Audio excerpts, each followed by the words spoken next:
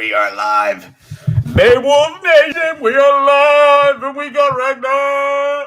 She's gonna make. Come on. Make your presence on the internet. Let all to see the big Ragnar. The big Ragnar. Oh, she's such a good girl. She's such a good girl. Look at her. Look, you gotta look that way. Don't look at me. Oh, you're just trying to get kisses? Dodging them. She's a good dog. You're getting so big. How are you getting so big? You're getting so big. You're just growing like a weed. You're growing like crazy. Welcome back. Welcome back. I hope everybody had a good weekend. And it's Monday. And Monday's almost over. But we're here. I got the whole gang. There's 3 dogs in here, which is hard to tell. One's at my feet. Pike's showing off. Pike's like, Ragnar's like, that's not happening. Say hey, Pike. Pike. Pike is in the house. Pike is in the house. So we got a lot to talk about. Some stuff I might save to a future video than a live stream, but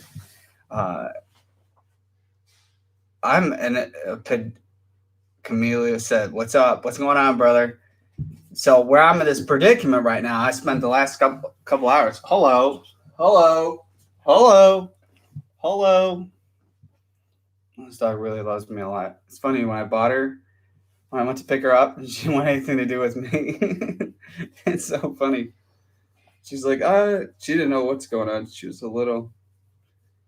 Yeah, so this predicament I'm in. So I had this Alpine. See, I'll pull up my other monitor. I'm curious to know. So I have an Alpine ILX W650, right? That really brightened up with this screen. Holy cow. Yeah, so I had that head unit. So I'm trying to wire up a reverse camera, right? And there is no signal. And it's super frustrating because that radio has it where there's 2 outputs. So we have a front and a rear camera, and like literally I can't get it to work. So either it has to be that the camera doesn't work is the only thing I'm guessing, but I'm not sure. It's just super frustrating. But then the crazy thing, so the guy I bought the car from, he added, this is the other thing quickly talk about before we talk about jet skis, because this is just a nightmare. So I had problems with the battery bead going dead, which is super frustrating. So he added these things when you open the door, like a light comes down, right? But there was no switch, so they're continuously on, so you have these 4 lights running all the time, would obviously drain the battery. So I go in there and I'm checking this, and I'm like, out of one of these doors, it looks like speaker wires, like some of you put with like a subwoofer and stuff. I'm like, is it the door speakers he added? So I pull out the door panel to find that they're not even, some aren't even have electrical tape on it. They're just exposed wires. And I'm like, oh my God, this could have started the whole car on fire. Like, if you don't know electrical, don't touch stuff. Leave it to the professionals. So I had to go through all this and rip it out. This person added, and some were like just loose wires that could have started a fire. And then he put some resistors on the rear taillights that I had to mess around with today. And he used duct tape. Like, what are you doing? First, he's using like regular electrical wire with subwoofer wire connecting it, which is like, no. And then some, like the electrical tape is like so bad, or there's none at all. And in the back with these resistors connected to the taillights, we're using duct tape. Like, what are you thinking, man? What are you thinking? Lich said, "What's up, Wolf? What's going on, brother?" Just a little frustrated right now with trying to get this reverse camera, because I have a second camera. Well, I own 2 Crown Vic P71s. So if you've seen my Instagram stories, I kind of showed with this second car that I picked up. Second car is really, really cool. And yeah. Kelp said, "What's up? What's going on, brother?" Yeah, so just like tomorrow, I got the hitch being installed on the second car. So then both cars will be towing. And then I had the same head unit that's coming tomorrow for the second car that I'm wiring it. But for the other car, I had like a reverse camera. The one I'm trying to wire in is hooks to license plate, right? And then I have a different brand that's like one that'll look more like OEM, where I'll have to drill into wherever I want to put it. So it'll look real flush, like a OEM fit. And I got a different camera. It's a little bit different how it hooks, but I'm just like debating which route I'm going. Is if I'm going to run this other camera that I have. I don't know. I think something's wrong with the camera I'm trying to wire up, is what I'm thinking, because it should have some type of signal.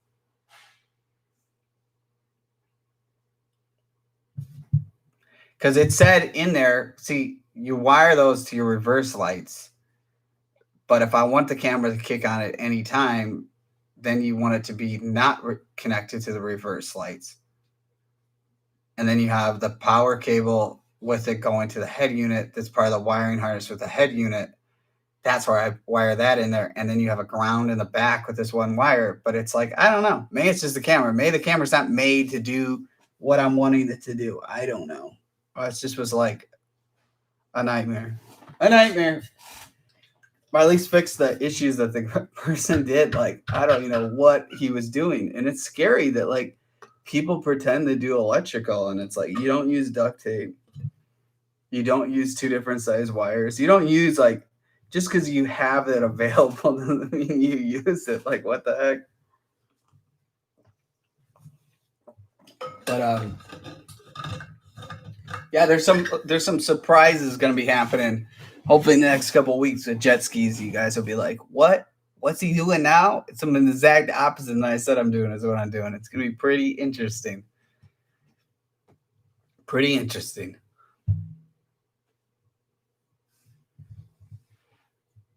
But then tomorrow's video is going to be legit 310R, baby. You never know. I'm not even going to say what it is. It's just going to happen, and people are going to be like, what? Adrian said, "What's up, Wolf? What's going on, brother?"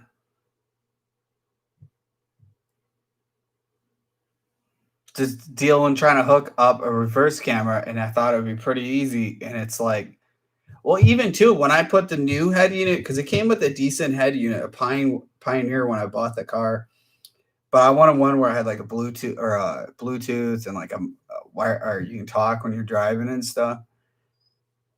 And even though the wiring harness, I mean, was so badly done that I did all these like heat shrink ones where they're like water resistant. Like I went over, like if there's water in there, like something's wrong.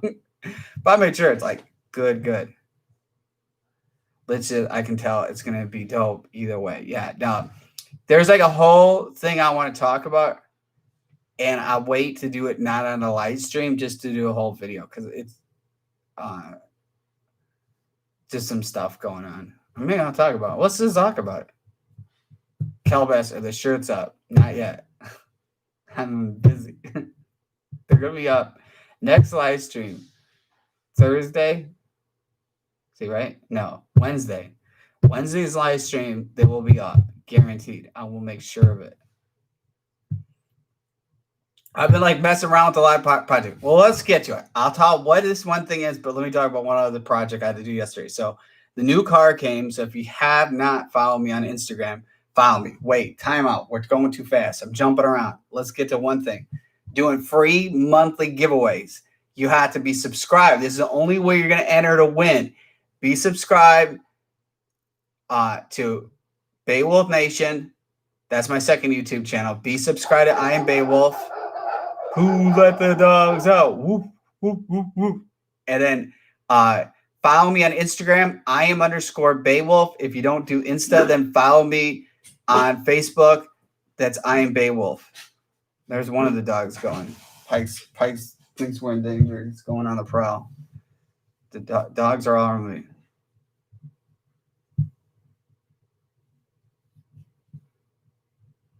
And then, so yeah, that's it. You have to do all those and to get to do it.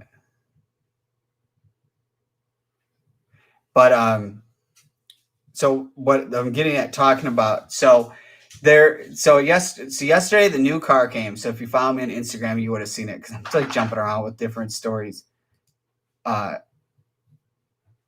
So I got the new car, and then my first Crown Vic had problems with the vinyl floors where the it had holes in the vinyl. So then this guy had like one that was like new or newer. Here's the dog. She's so dark you can't even tell that she's there. And so I ripped out all the flooring yesterday and then put the new ones in. And it was like somehow lifting the seat, man. I put like a little pinch in my back. My back was like killing me today. But I got that knocked out. But then we're going to, so this tomorrow's video with the Kawasaki. So what's going on is there's some issue. I pulled out the Watercross of Texas intake rate. And you checking out the mic? Ragnar got something to say. So the thing has been the last couple of times riding it since I got back from the Midwest. So you're going straight, right? And the thing just like this, like what's going on with it? So I pull that out and put the stock intake rate in there. Now what's happened is the last couple of times going out riding it, it's been collecting a bunch of pine needles that you visibly can't see at the surface. It's underwater. So the Yamaha is not doing that, which is totally wild. So the Kawasaki, I ain't sell the car. I'm thinking about selling it. If it sells, it sells. So anyways, so for whatever reason, it's collecting stuff. So I go back out again. I'm thinking, okay, this is going to fix the problem. Well, again, it's calm water. The current's so strong and you're standing up on it. And then the thing is just like going here, going there. And it's like, there's no control. And it's like super frustrating. The last time I went out, I was just like really pissed that I don't even know what's going on with it. It's either the things I'm thinking of it is because I had the Watercross of Texas ride plate, and just how the shape of the ride plate is just that last time I went riding video, you could see the outlines of where the current is, and basically how the current path is how the ski is riding. Like it's not with me even doing it. It's just like doing its own thing. And it's super frustrating. And the last time riding, I was just like, I'm fed up with it. You go ride somewhere else, and the thing is just a dream to ride. And I get home, and the current's so strong, it's like a nightmare. But I think it reminds me a lot, too, is like the Sea-Doos. The Sea-Doos would go different speed, down opposite ways down the river, right? By a lot. Like sometimes it could be 8 miles per hour difference going opposite ways. The Yamaha does the same speed no matter what. There's no difference how it rides. So what I'm thinking is it's just the ride plate, how it's shaped, and the Yamaha. It's like, think of it like how I'm looking at it. It's like a wide, giant tire. So you got this huge contact patch of when you're riding. So I think is how it's can do so much crazy stuff on the water, right? And the problem with the Kawasaki is it's a smaller ride plate, or how it's shaped. It's just disrupting of how the thing's riding is what I'm guessing. So what I'm going to do is I'm going to go out. I was going to go out today, but my back is killing me so bad. I'm going out tomorrow. Going to knock it out, see how it rides, and then decide what I'm doing there. So, but then the other flip side, so I'll do a whole video talking about this in a separate one to get more in details. So this, if somebody hasn't seen the live stream. So what happened is, if you guys seen months ago, I put a deposit with Riva Motorsports, right, for a I'm just reading some of these comments. Adrian said, do Yamahas use car paint? Yeah.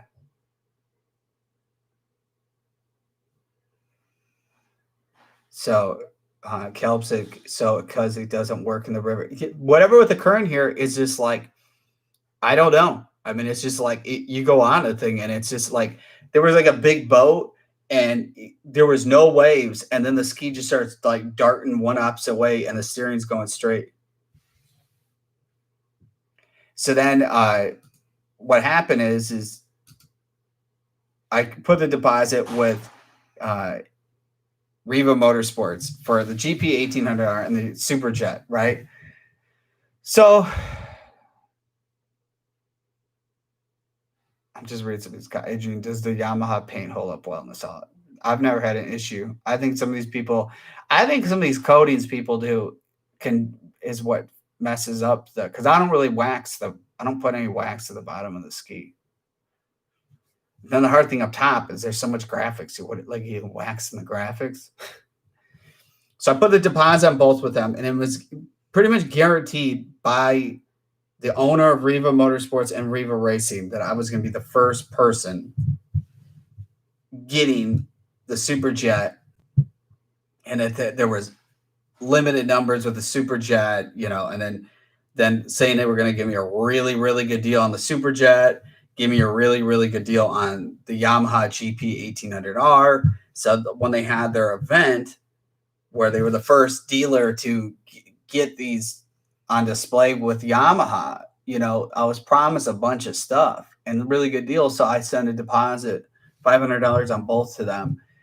And then I got a price quoted out somewhat of what the Super Jet, and for months I've been asking them. I'm like, well, can you guys give me the quote for the GP? I want to know the breakdown, because I had a bunch of other dealers sending me stuff, and which was really frustrating is I wasn't getting, they're like, oh, it's priced together. I'm like, well, I need to know what it's broken down getting. And then, I kept on seeing all you guys tell me, well, these dealers saying they're getting earlier. I kept calling them and going like, dude, like everybody's saying this. He's like, they're all wrong.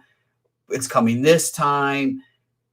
So I'm like kind of frustrated, I'm believing somebody. If they're the first dealer to get stuff, showing stuff on display, you figure they know what they're talking about.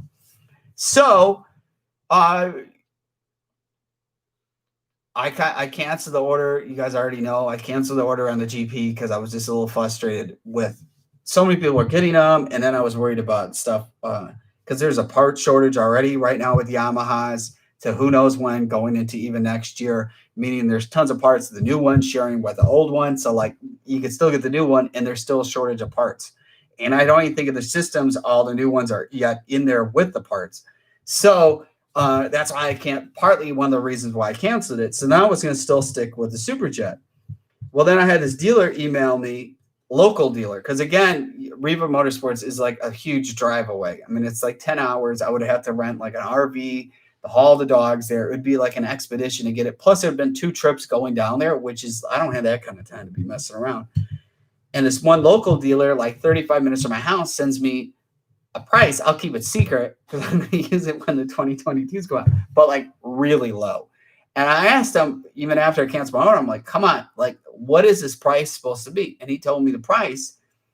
And it was like so high with Riva Racing. And then I asked this other dealer when I said I was still not thinking about getting the GP. I'm like, well, what about a Super Jet? Because like you could still get them. So like the owner claims that they're only making like 600 of them, but tons of dealers still can get them. So if there are only 600 in the world, how is people can still get them? So I asked this local dealer, I said, well, how much would the Super Jet be? Way lower than Riva Motorsports. So I was like really pissed. And I'm like, dude, this is messed up. You guys are taking advantage of me. And I said, I want to just cancel the order. And they're like claiming to me that they upped the price after me putting deposit because they said a demand of jet skis. And I'm thinking like, that's such a messed up thing to do to somebody, is you promise somebody a good deal and you actually are like ripping somebody off being so high. And I got my refund from that. So, yeah. So legit, what are you still getting your Super Jet? So then I'm getting at with this. So then it gets to be, so I'm watching a lot of stuff. A lot of people that professionally race stand-ups. I've been reading their reviews and asking them questions that, some of them that have ridden the new Super Jet. And they don't, and some of them are people that race SXR 1500s. So that's kind of interesting where I'm at. A lot of people did not say really good things about riding the new Super Jet. And my big thing I was real concerned about already is it doesn't come with sponsons. Yet somebody could come up with sponsons, but again, you're drilling holes in a brand new ski. That doesn't make a lot of sense. You would be drilling like what, 3-4 holes in completely through the hull.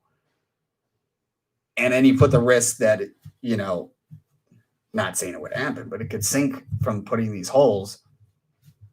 So to me, I'm just thinking to myself, well, it's kind of rushed because you already have sponsons on the SXR 1500.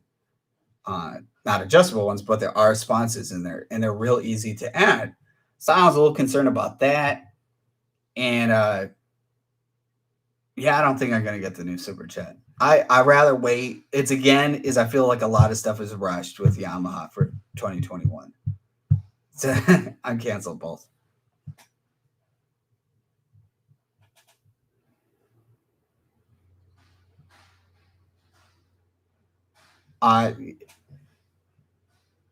Liches, do you buy your skis above or below sticker price? Well, I got like a really good deal. For example, when I got the Yamaha GP 1800R, there's a local dealer had a killer deal. It's about 35, 40 minutes. Man, it's like about 45 minutes from my house. They had a killer deal on a 2019 GP 1800R, like killer deal. So I tried, and they only sell Yamaha. So I went to go there trying to sell when I was trying to trade in the RXT-X, and they didn't want anything except for Yamaha. So I couldn't do that. So that's why I went with Charlotte Motorsports up in Charlotte, North Carolina. I did get a pretty good deal. I'd have to say I got decent on the trade-in, but I mean, I think I got a good. I didn't have to pay that much of a difference, just like a couple of grand difference to get the GP 1800R than trading in the RXT-X. So I don't like to be taken advantage of, especially when it comes to like driving far. I mean, there was a lot of stuff promised with Riva Motorsports, and like nothing came through, and it was just like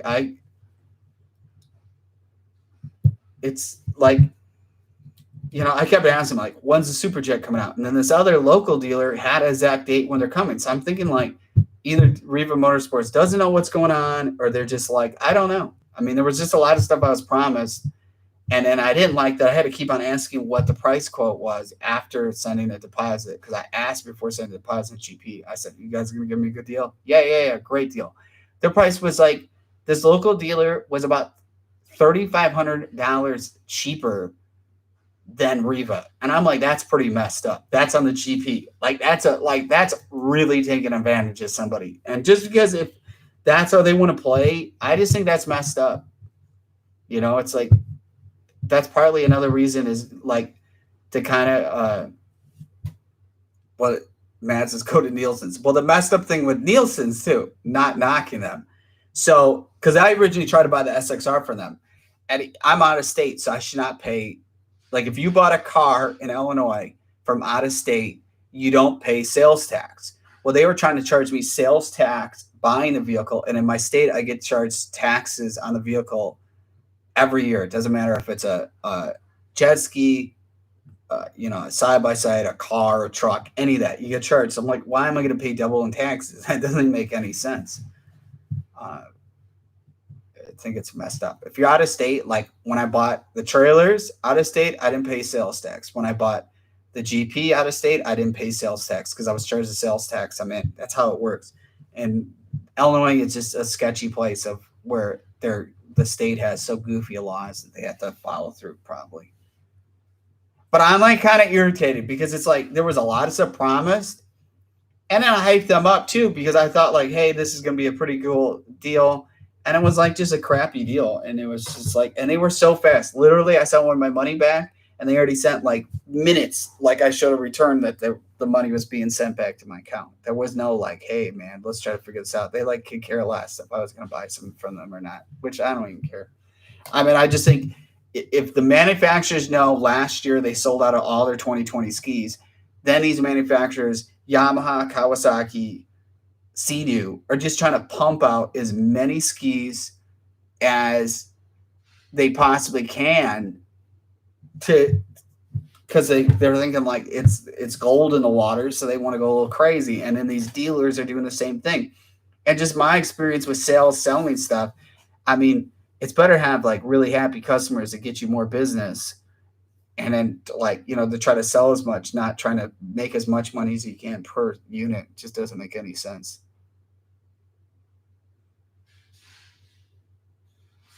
Sam says the 2020 and the 2021 GPR It's the same engine. I'm going to wait till they make a motor at least 300 stock.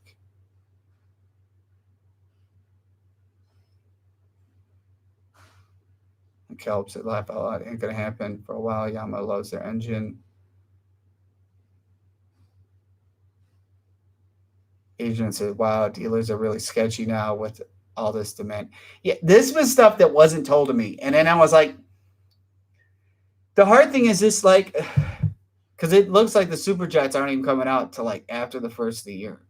So it's a long time away. And I'm sitting there like, that's where I was more thinking too with this Kawasaki SXR. If that's hard to ride and you got all this stuff and the currents messing around, just imagine like the Superjet could be just a freaking nightmare. Like it would be like you get it and be like, I can't even ride it where I live. It doesn't even work. And the problem is there's lakes around me, but they're like 2.5 hours away. Like I don't have time like that to be going like 5-hour drive just to go ride something and come back. And I can't. And then you have like when you have puppies and stuff, you can't be gone. Like that's just driving. That's not even being there. Like what am I gonna do? Get there, turn right around? I wish you could just bring them with, but you can't.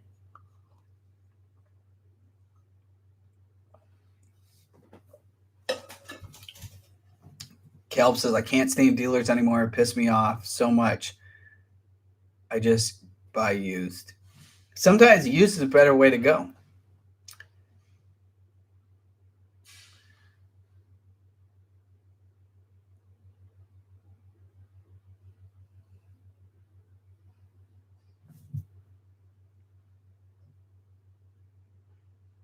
Kelp said, yeah, the problem with Nielsen's are the tax to redo. That was like the hard thing. I mean, I think they're a really good dealer, but I'm not getting paid taxes for a state that I don't even live in, and I get paid to charge taxes where I live. So like every year I get a tax thing. So like how it works. So like let's say when I sold my RXT-X, even though the year started, so it was like halfway through the year, even though I sold it last year, even though I sold it last year, I still had to pay taxes on it. So it's like, even even like your car, so like, if you sell it before the year ends, then you're only with that past one. But if you have it even a month into the next following year, you get charged tax. I don't know. It's just a nightmare. Christian said, what's up, Wolf? How is the cop car coming? Well, I got two now. Got two. And it's, second car is pretty cool. 68,000 miles on a 2010. It's like literally drives brand spanking new. The crazy thing, I was posting stuff on my Instagram story. It has the owner's manual that's sealed in the original packaging. I'm not even going to open it because you never know. 10 years from now, that thing could be like somebody who really want to be the first person to open it up because you can't even find them used, let alone a sealed one. Like nobody even looked at it. Like it's pretty crazy. Yeah, the car's Christian said, yeah, the car is basically new. And I paid $3,300 for the car, which is again a killer deal with the canine cage in the back. And also too, really cool.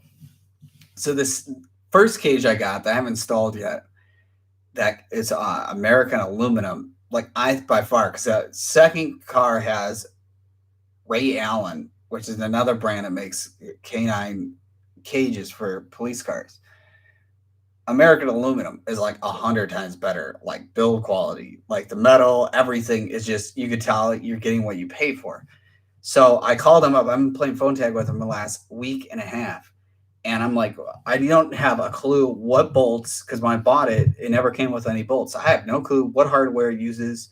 I got an idea how to put it together. Like I'm not wanting these instructions, but if you did have instructions, probably make it a little bit easier, because the good thing is the person who removed it labeled everything. So you got an idea where it's going. But I don't know what screws go where. And it was so cool playing Photang with them. They searched their archives. They didn't have to do this. I didn't buy anything from them, but they did this as a company. And this is where I think it shows how great of a company they are. They helped me out, had to deal with a bunch of different people, but then they got the whole sheet where I know exactly what bolts, like how many, and then have Fastenal part numbers. So I went to Fastenal today, boom, boom, boom, didn't have to figure anything out, told them, and then they got on the archives, the whole install manual. And I'm like, what an awesome company. So I am going to give a huge shout out to American Aluminum. Awesome company. And I have to say, Rainy Allen's a good company too, because I was missing the mat that should go on the back. I call them up.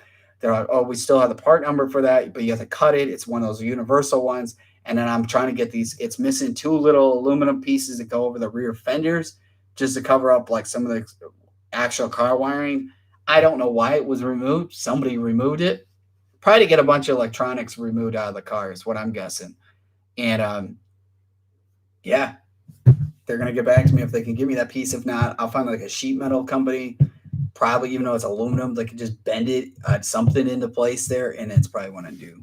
Ethan said, what's up, Wolf? Sorry I'm late. Yeah, welcome back. Welcome back. Hope you had a good weekend. Yes, that's what's kind of going on in the Crown Vic. It's actually kind of fun. I guess the word tinkering. Like, I took out the vinyl floor and put the new one in. Really didn't find anything like crazy when I pulled it out, but cleaned really good in there. And then there's a center console. So what I've been doing is I got this really nice one I bought on eBay that I've been saving. And I got the guy bought the new car from me. I wanted there's no armrest in them. So I need an armrest and a cup holder, and I want the panel so I can put all switches. Who knows what I'm putting in the car.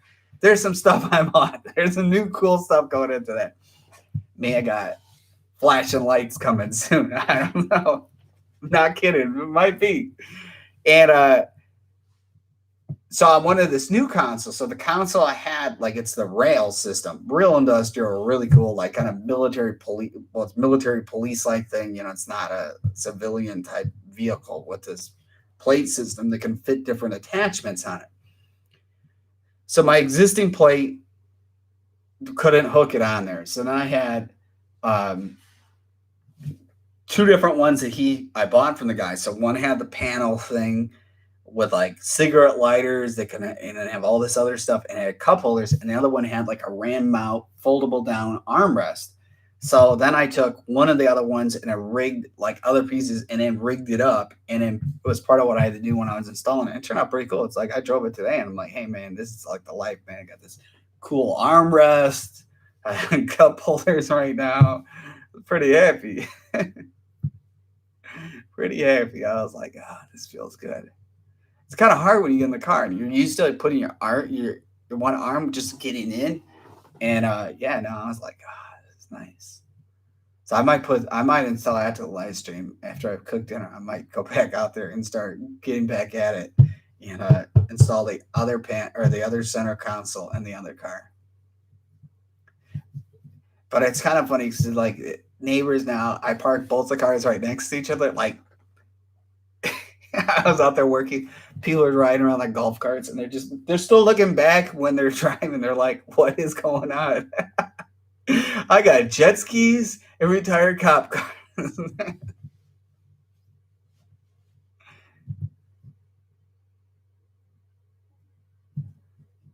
just made some of these. Yeah, so it's kind of frustrating, but I think everything with what's going on jet ski wise is all going to work out. So, but I do have the Kawasaki up for sale. It's a pretty good deal when I have it all bundled with a bunch of stuff. So who knows, man? Another Kawasaki's coming to the channel. Who knows? We'll just have to wait and see. Not making any promises. But the crazy thing is basically less than 9 months from now, the 2022 jet skis will be announced. So it's kind of crazy to actually think that. Ethan says, so the last video came out, an old video before you canceled the GP 1800 order. Yeah, because there's some videos, sometimes I'm weeks out. So like I'll film a video and then like something changes, but I don't edit it up because that's kind of what was going on then. It's telling a story. Kelp says you got on one ski. No, I'm still getting another replacement ski, but I'm not going to say what it is. It's going to be a surprise. So there's going to be 2 skis. But first, the Kawasaki has to go. But I don't want to spoil anything. It's going to be a total surprise. People are like, what?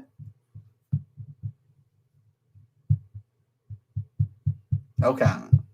No comment what it's going to be.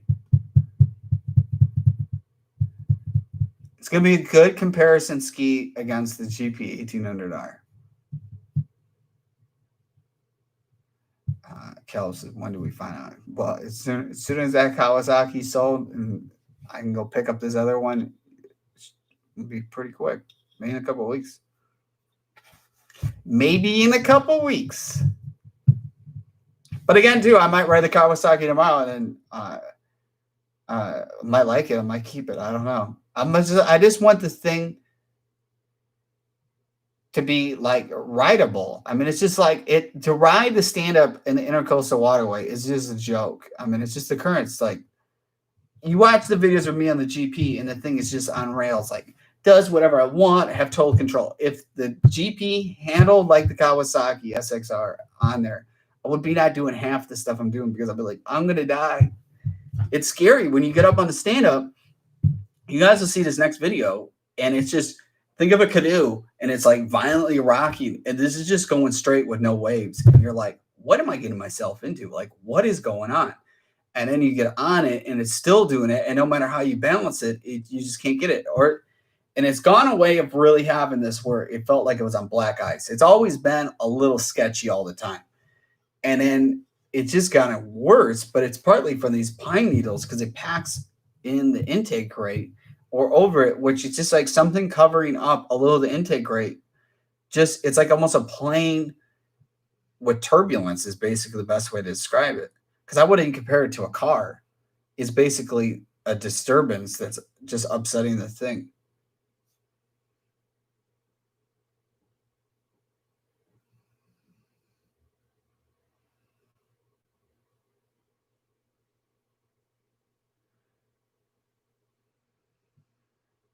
Somebody asked, hi, Wolf. I just bought my first new ski GP 1800R. Any advice you can offer? First thing I do, man, put a bullet valve on there to save that supercharged clutch. That's probably the first thing. Just go out and enjoy it, man. Go out and enjoy it. But definitely put a bullet valve to save the clutch on it. Save the clutch. He just said, so what about the Yamaha stand-up? I just said that. I canceled everything with Riva Motorsports. I did talk to another dealer about getting the Superjet with, but then I'm just real concerned of it not having Sponsons.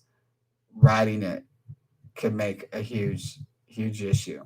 Because I definitely tell you, like when I put the Riva Pro Series Sponsons, you could feel like when I went to Lake Geneva and I made a video where I had in all three settings and the thing unbelievably changed riding wise. So I thought as soon as I was going to get back home, I'm like, oh, this thing's going to be fixed the issue. And at first it was weird too, because I think one video I recently did, it rode perfectly fine. So I was like, I really was happy with the ski. And the next time going riding out, the ski ride's completely different. In which it reminds me a lot of what the Sea-Doos, because the Sea-Doos did the same thing. Every time going out the sea, you never knew how the Sea-Doo was going to handle or perform. And I guess it's kind of a comparison. It could be a lot is what the intercoastal current force. My dad professionally musky fishes for a living, and I was telling about how you could see this, like it looked like the last time I went out, it was raining, but it looked like you were riding, it was on ice, and you could see these lines, and it was just the lines of the current that's so strong, and you could tell with the rain it would make it look different than it normally look. And I was telling him, I was like, this thing just looks crazy. And he's like, well, that's the current lines. And the current lines are just like huge, you can tell huge areas, and they're just like, like this. And it's basically a lot describing of how the ski's handling. It's super frustrating. It was really good riding the thing in the Midwest. I come home and I'm like, this is just like the whole thing from day one with the Kawasaki has been a little bit of a nightmare to ride. And it's from starting the whole thing of never riding a stand-up and then ride the stand-up in the most hard areas possible. And I've talked to a couple of people that race these because I'm like, hey, you have to have this thing going on. But the problem is all these people race in lakes, and being in a lake, there's no current. So it's like they've never experienced something like that. Let alone you're riding stand-up and then you launch from where an alligator is. It's just like, forget it. It's already enough. There's like, this is just this is just too much to take in. And that's why I've been just when I'm watching all these people. It's Cole says, I wish I could stay, but my girlfriend's annoying me. Just tell her bye, man. Say, see you later, girl. That's what I would say to a girl. I'd be like, bye. Nice knowing you. That's what I would say. But that's me. Don't take women advice from me. Cole says, I would, but I like her. But like, tell her, be like, this is my way or the highway. Hands up, hands down. It's my way or the highway.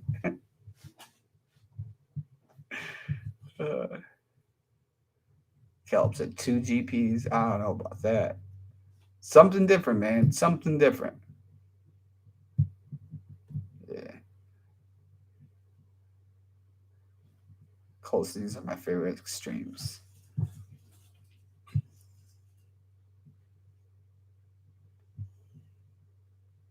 John said, is 2021 skis going to be able to in stores? I'm not sure what that means. John said, in your state, did skis sell out this year? I don't think so. A lot of them still haven't even gotten their stuff. He said, please tell me you're not going to see them. No. No. Would that be funny though? It'd be like, hey, look, here's another Sea-Doo. No thanks. No thanks. Soon as Sea-Doo fixes their issues, man, I'll be a customer again. They have there's a list of things they fix, but they fix them. I buy another Sea-Doo again. But not any sooner. This is a pretty cool thing I picked up too. Not like I was trying to show in the video, but this is the shop manual you buy from Yamaha. This is like a thing a dealer would use with working on it. Pretty cool. I got one for the Kawasaki. I don't know where the Kawasaki one is, but the Kawasaki one, the SXR has lesser stuff, and the SXR one is like this thick, or like double of these. It's pretty crazy, and it's like there's more stuff in the GP, which is kind of interesting. Man, like everything in there, really cool. They actually can buy that directly through Yamaha. It's kind of complicated on their website where to find it, but it took a little bit, and I got it.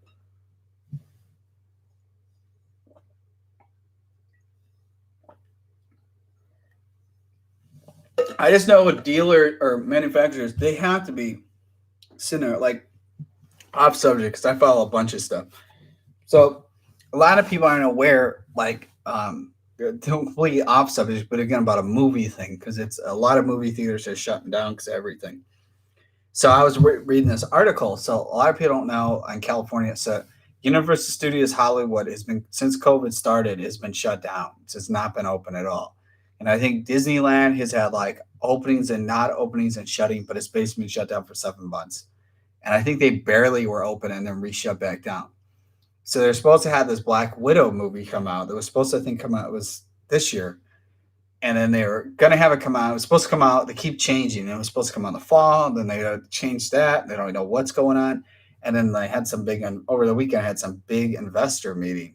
And then like one of their biggest investors, like huge investor with Disney, is demanding to have that movie come out on the Disney Plus service that people pay extra to get it. Because the reality is like, who knows when a movie theater is actually going to be open, and then movies are going into there. Because like right now in Wilmington, North Carolina, so that's like basically an hour north of here, they're filming the Scream 5 movie. So if anybody's seen the Scream movies, they're filming parts in Wilmington and whatnot. So they're filming movies, but I think the chance of stuff coming out next year is kind of hard. That's partly why I think they're like, I don't think they want to make as much money, but they're like Tenet. I saw that in the theaters when I visited my parents, and we were the only people in the theater. And that's the only reason we went, is because we were the only people in the theater. Like it was our own private movie. And my mom was telling me out by them, they had the AMC movies, and for like $90, you can rent out the whole entire movie theater for 20 people, which is pretty crazy. But like when movies are out. Ethan said, "Do you like haunted house?" I love haunted houses. So that's why I was a little upset too. Usually in the fall, the last 2 years, I've been going to Halloween Horror Nights. Last year went to both Universal Studios Hollywood and then Universal Studios Orlando. It was awesome, epic. And then obviously the one park's closed, and the other park canceled it completely, which is probably for the better because of everything going on. And they've had like little houses opening there, but it's not the same as Halloween Horror Nights. So yeah, it's kind of depressing with that. Probably beyond depressing. I was like really looking forward to this year, and it's just like, well, maybe there's next year. Definitely, it'll be nice when you could like go about doing normal stuff again, in my opinion. But who knows when that's happening too.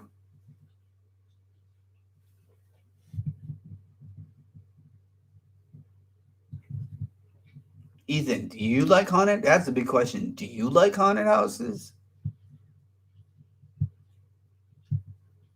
Hey, stop clicking pause. Hey, it's not crazy in the dogs for once. Throw, right? Everybody here? No, just two of the Ragna. Ethan says, "Yeah, I love haunted houses." Yeah, it'd be pretty cool if like, well, they had last year the Ghostbuster ones. That was just epic. So that I personally think the one in Hollywood was better than the one in Universal Studios Orlando. But the one they had at Universal Studios Orlando. So back in the 90s, they had like a Ghostbuster thing you would go through there. I wouldn't say it's a ride. It was like a show. And they had a life-size head of Stay Puft Marshmallow Man. So for their haunted house, they did it with Ghostbusters. They re-brung that out of storage. Like, who knows where that was hiding? But they busted that out. What's up, Ragna?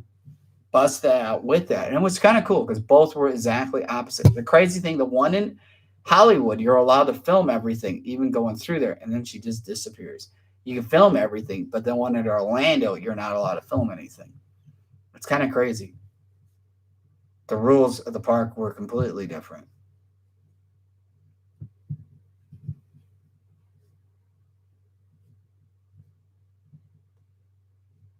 But definitely, if you haven't done the Halloween Horror Nights, you're missing out. And not trying to plug it. I just think it's really cool. Once you go to that, you couldn't go to like a regular haunted house. It's not the same. They have a bigger budget and stuff like that. It's not the same. But like regular haunted houses, I like them, but they can't scare me. It takes a lot to scare me. If you like, if you go take a stand up out and there's like an alligator pops out in front of you, like when you're turning, what else can really scare you? To be honest, like that's what he's at. Will eat me. That's not make believe. That's like real deal. You go to haunted house and he goes boo. It's like the only thing I have to say that it's funny. Maybe people like when I go to haunted house and somebody goes ah, you know what I do is I return. I'm like ah, I try to scare them, and it kind of works. I think it's funny. I just scared the scare actor. Does a K&N filter, good or not, don't make a difference for your ski? Well, I think you put a K&N drop-in filter in the stock box, but then when you're putting like an intake, there's different filters they use that are not the same, like as a regular K&N you would use in a car. And the people that use the regular ones, they're like in a car, they're not the right one. They're just selling whatever filter because they're not buying the correct one to sell to people. Ethan says, "Yeah, I was gonna go, but they closed." Yeah, it's kind of crazy with everything going on.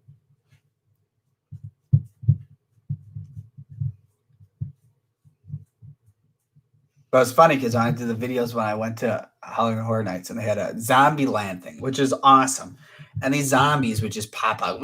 And people are like screaming, falling over. And like they could sneak up behind me and they couldn't scare me. Like I'm not scared of that stuff. I find it really fun and exciting to go through it. But it's like you can't scare me. Like literally. Like they had a Killer Clowns from Outer Space. I think that's what it's called. She knows I like the movie a lot. And when I was a kid, I remember when that movie came out, I was scared. I'm like, oh man, I wonder what those coming to my house. And then like you're adult going there and you're just laughing. Like I had so much fun. Like I'm just like just laughing. I was just like I go through it and I just laugh the whole time. Not because it's like stupid, it's just laughing because it's just like so cool of like you're actually in the movie kind of thing. It's just like this is just if I was a child going through it, I'd be like, oh my god, like what am I doing here? And uh but I think back, there was one that did kind of scare me. There was the one they had in Hollywood Horror Nights that was a little scary because they had this stuff that looked like a painting, right? And then somebody would shoot out right through it. And I tell you that it was at the end. I'll tell you that got me though. I'm like, you got me there. One time you got me.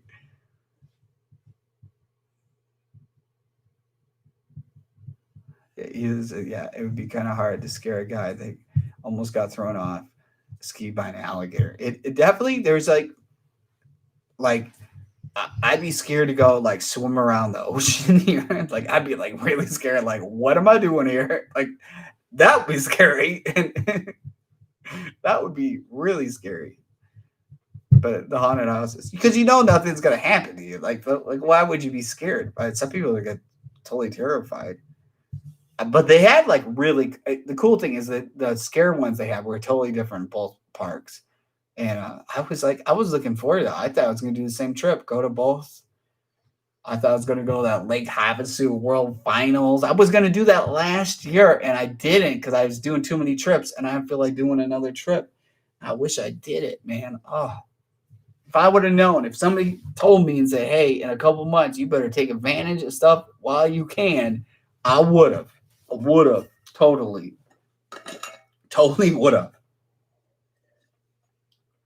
Well, that's even too. When I was in California last year, they had no fires, and then this year the whole state was on fire. I mean, who would have figured that? You know, you probably could have even done the trip I did last year because of everything with that.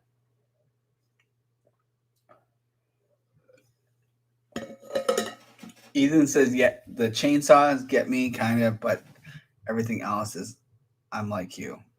Don't lie, man. You're getting scared. I just play with you. No, so I think they got some type of haunted houses. I know North Carolina has. I've been in the past, and I should have gone, but I don't think it's going on this year. So there must have been like 20, 30 years ago, maybe even longer. Somewhere in North Carolina, they had a Wizard of Oz land, like a theme park. And they had the yellow brick road, like look like you're in the movie, right? Well, the place closed, but it still has the yellow brick road. And I think around Halloween time, they opened this up where people could go there. I don't have any clue where it is in the state or what it's called, but I've seen a video and I'm like, I have to do that sometime because it looks pretty cool. I don't know where it is, but it's in the state of North Carolina and it's the state above me. And I should get my act together. Next year, I'll do something like that. That'd be pretty cool.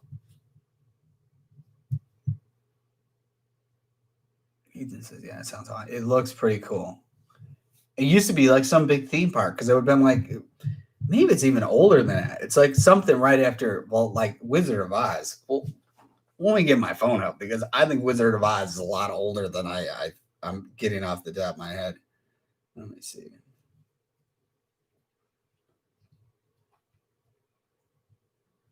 Wizard of Oz. Yeah, way older. It came out in 1939. Oh, whoa. Way off to what I thought. That movie is that old? 1939? That is just crazy. 1930. I at least was going to say the 50s or the 60s. 1939 that movie came out? That is pretty wild. That's like I thought the movies from like the 50s or the 60s, not from the 30s. Oh my gosh. That is just crazy. Let me search. I'll find it. Wizard of Oz, North Carolina. Yeah, it's called Land of Oz. Land of Oz. In Beach Mountain, North Carolina. It says Land of Oz Park 2020 openings. Let me just show this. Like Look at this. This is pretty. This is what's in North. Oh, come on, focus. I don't even know if it's going to focus. It's. Oh, this one doesn't focus. It's not good as another. But anyways, it's a pretty. Zoom in. Look at that. All right, it's some person dressed as a scarecrow. I mean, it's pretty crazy. It's all these bricks, and they're all painted yellow. Yeah, definitely. I think that'd be a pretty cool video to film.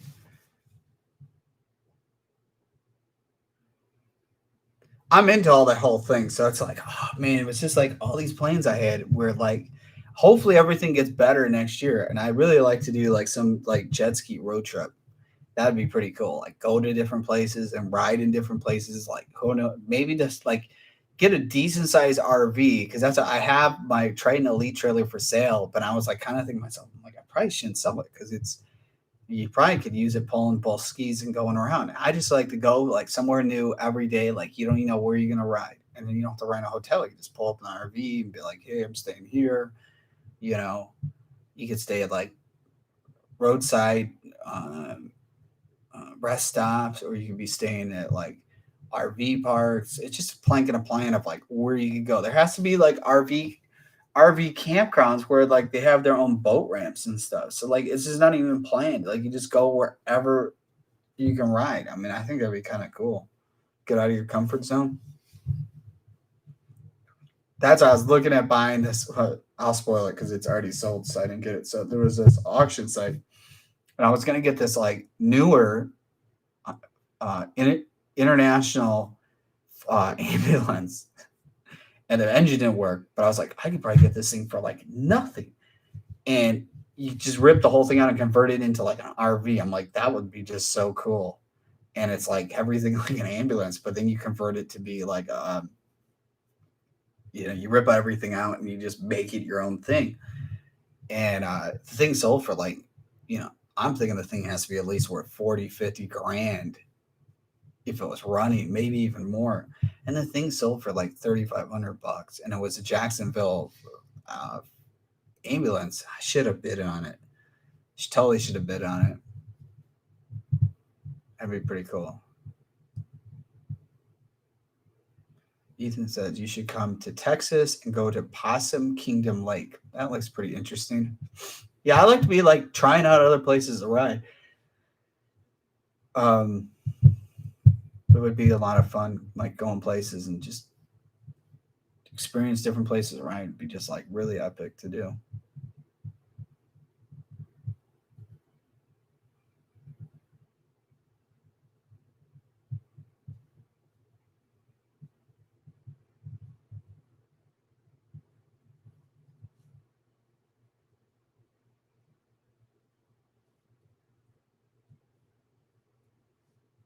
It'd be just cool waking up and being like, you're like, here you are at the lake. I've seen some videos, people on YouTube, they're not jet skiing, but they're going road trips, like off-roading and stuff. And I've seen some stuff where they stayed at some, like, I think it was somewhere in Arizona or somewhere, like this awesome river. And I'm like, oh, that'd be so cool. And you could just, like, they had a boat ramp. And I'm like, thinking, like, that would be a lot of fun.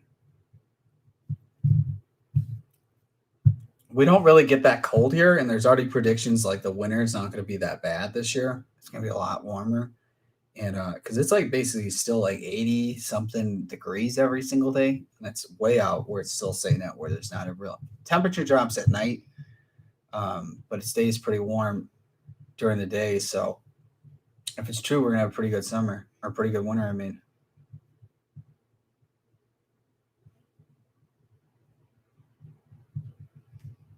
I just don't know how the dogs would think of being going on the road like that, how much they enjoy it. Ethan says, yeah, it's super fun. There, me and my family have camped there my whole life. That'd be pretty cool. Yeah, that's the thing that's aggravating. I think my mom voiced her opinions. My parents have this like private lake house where you have to live there to go on the water. They got these stupid rules where you have to be on a list to have a jet ski. So like not even though you live there in residence, you still can't have a jet ski out there. which is so silly. And it's just because there's like a more of a fishing lane, so these fishermen that are part of the board kind of get the whole thing rigged. So it was like super frustrating because my parents live on the water. So when I came up there both times this last summer, I'm like, this would be just so cool. It's like we could just leave them on the beach, and we just stay there, wake up, and I could just ride all day long. Like it'd be just so much fun. And they just wouldn't let you go. We almost going to just go out there and just launch it, but they have their own security and stuff. It wouldn't be worth. It wouldn't be worth. It's a little bit far away from my parents live, and it wouldn't be that worth of a drive to go there to find out you can't ride. Plus, you have to have registration in your boat, and then they have these giant stickers, massive stickers, like so big it's ridiculous. Of whatever the boat number is, their jet ski number at the lake. And I know there's a subscriber that lives there, and he said he's been on the list for like years trying to get a jet ski, and it's like, forget that. That's just a joke. It's a racket. It's kind of aggravating.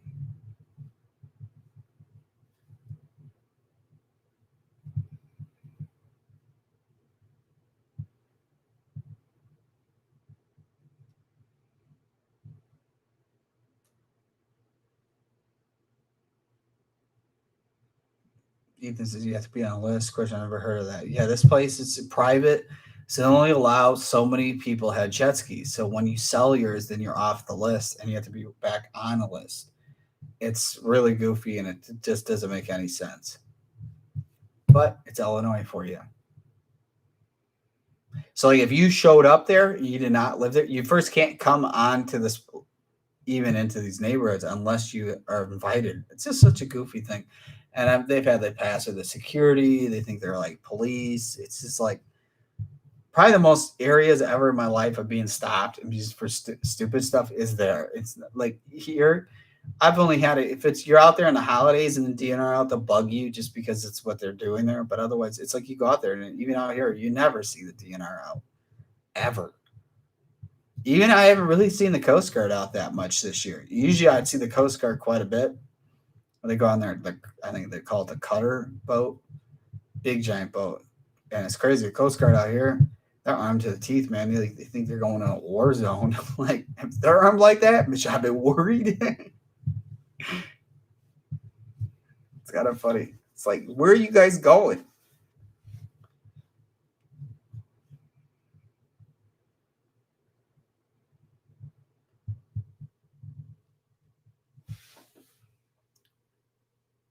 Jameson asks, I'm here at Myrtle Beach for a few weeks. What are some good places to eat? Well, I tried King Kong sushi. They do carry out. That's what I got for my birthday.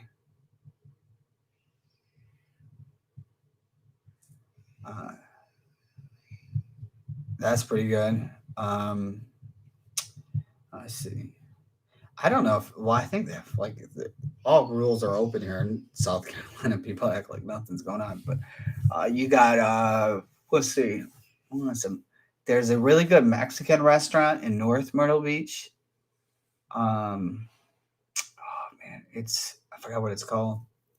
Really good Mexican, like shrimp tacos. I'm like, ooh man, it's so good. That place is really good. And that's probably like the two places I cook all the time, so I couldn't tell you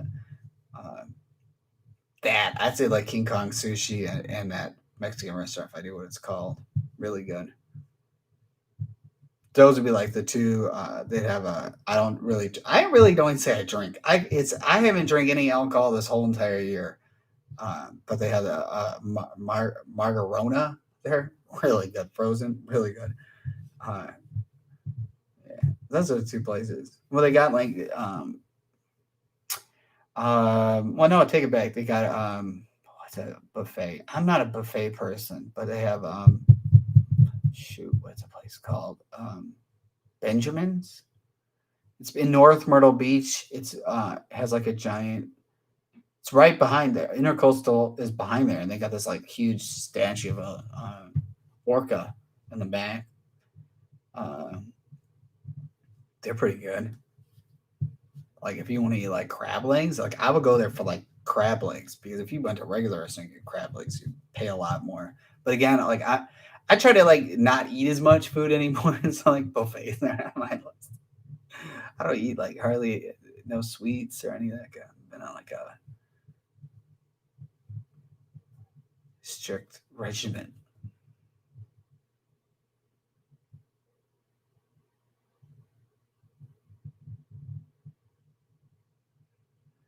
Blake said they're armed like that here on the lake. It's pretty crazy. Like that. They're into the war zone. I remember the one guy who was at, which I give great respect to the Coast Guard because they're out there to help or protect the border of the country and all that. But I was going to say because it was pretty funny. So I had one of the Coast Guard there, and he, I don't want to say they have a plate carrier, but they got magazines on them. And the guy like dropped a couple of his magazines, fell out when he was like walking to the boat ramp. But I'm like, man, that is not good. That is not good. That's not should be flying out of nowhere. That's not something funny. It was just like I should have had it on video, but I'm not one to do stuff like that to somebody.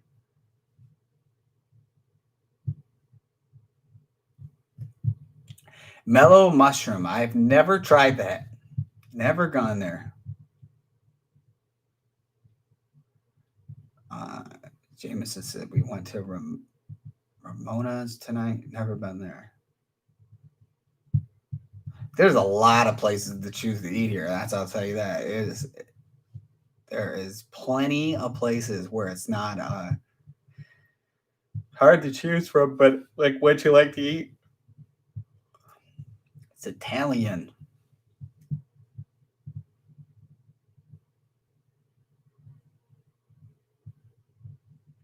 Crack rocks before. I've never done that either.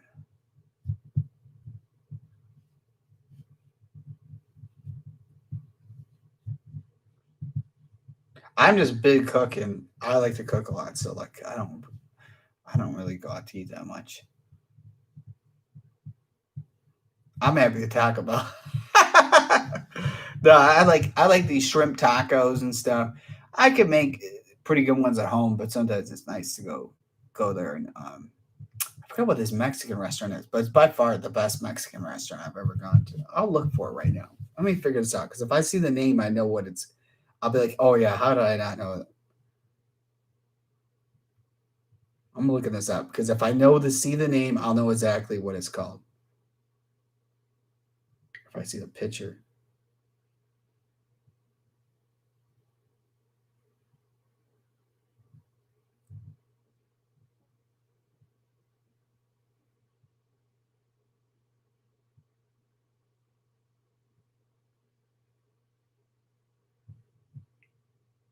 Let's see the name of a map. Here we go. So it's called.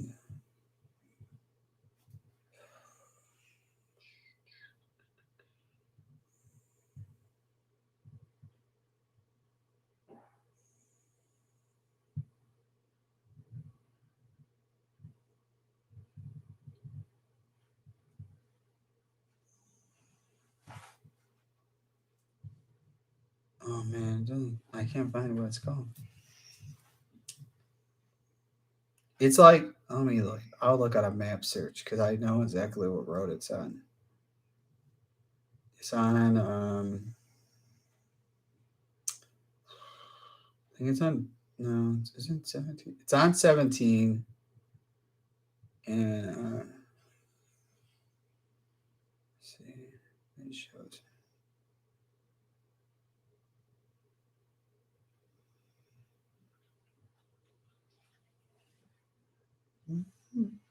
Yeah, it's on 17, but where is it before or after? So we got.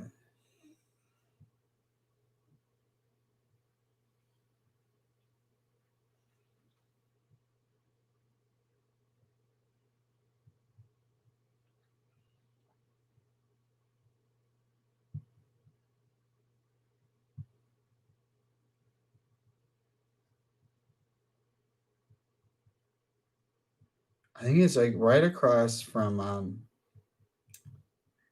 an Outback, maybe not.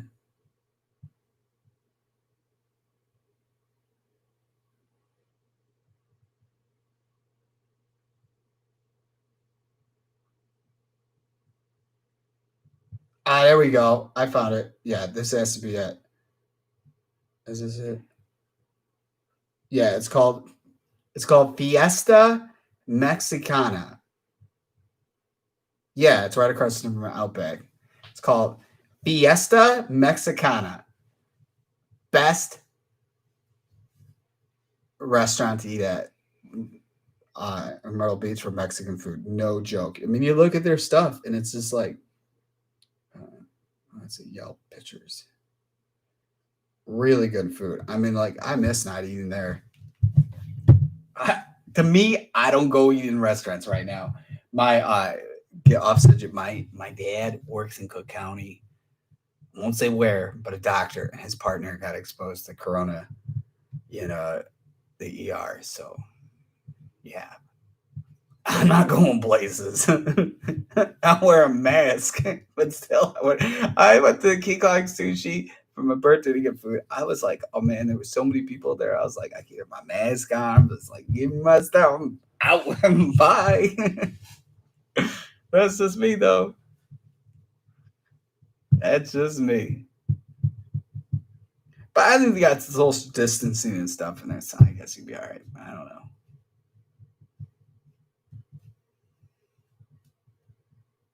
Fiesta Mexicana. I should have known that. It's not even what was on my head of what it was. It was actually kind of hard to even look. I'm just scrolling down 17. I'm like, where is it? I know it was across the street from Outback. Really good. I don't even forgot how I got there or that I ate there before. I think some girl I took out once said to try it, and I was like, oh, this place is really, really good. But they got the margarona.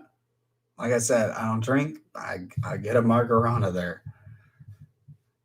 Shrimp tacos, by far the best. And we're talking huge shrimp in there.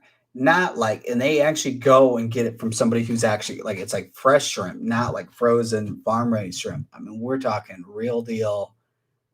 They got guacamole there. They make the guacamole right in front of you. I mean, really cool. And it's funny because there's like another Mexican restaurant I've ate at before, and I was like, give me a margarona. And it's like not even a comparison. It was just like, I think it was more money or something. Fiesta Mexicana.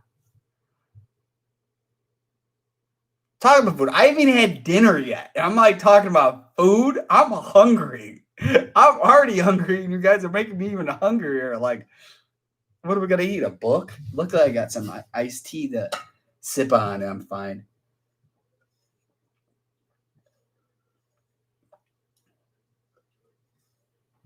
But I went back to using, I don't know if anybody has pets, dogs or cats, but I in the past I've used Chewy, which is a pretty cool brand with like eating your dog food.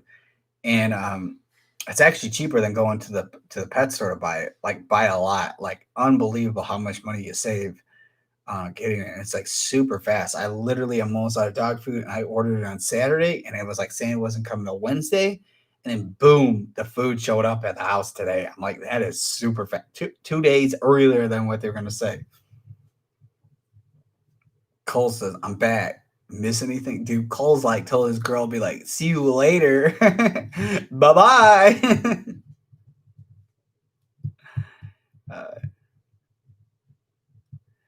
Cole, we were figuring out of a Mexican restaurant in Myrtle Beach, and it took me a while to figure about it, but Fiesta Mexicana.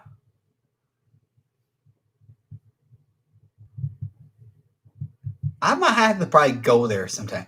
I just don't like going there and like going to pick up food and then drive home and eat it, because it's like it's not even gonna be good. You have to like literally eat it when it happens. You know?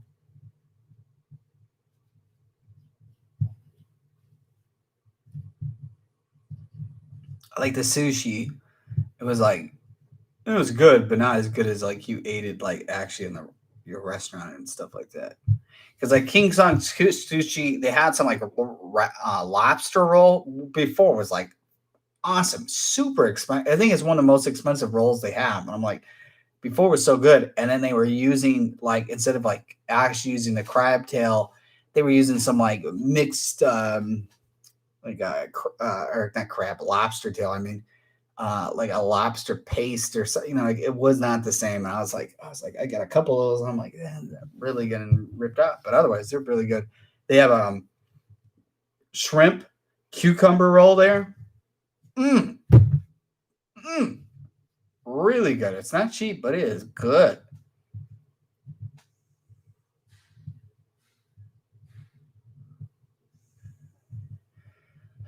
Let's see. Mitchell said, have you ever thought about doing a water box on your GP? Because I was wondering if I should. I've seen people who've gotten it on the GP and then ripped it out, saying it was too loud. I know, like, that's the one thing that kind of irritated me with the Sea-Doo stuff is, so if you're getting, well, first, anybody's putting an intake where it's facing the back. Like, kind of the cool thing with Yamaha is the supercharger's facing front. So when you have an air intake, it's getting like the coolest air coming, especially while you're moving. And then the downfall with Sea-Doos is the superchargers in the back. Well, when you do one of those short intakes, it's basically, let's call it a straight hot air intake, because you're just sucking in all the hot air from your stock water box, the intercooler, the engine. I mean, there's no cool air back there. It's just like, and plus too, they sink and you have your air intake in the back. So like you're just asking to go like grenade, boom. And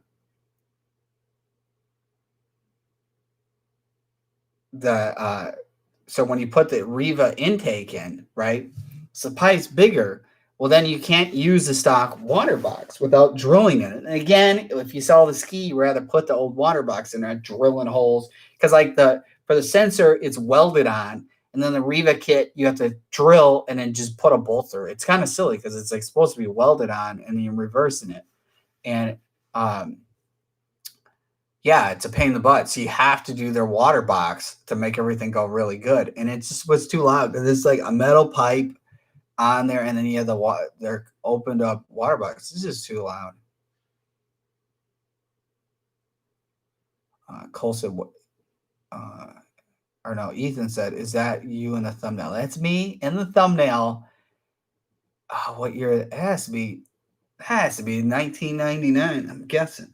That's when I had like dreadlocks. I've had like a bunch of different hairstyles like throughout my years. I've had like all different types. I had dreadlocks. I've had a mohawk before. I had like the braids. That would be like Coolio. Like I've done some like pretty wild stuff. And yeah.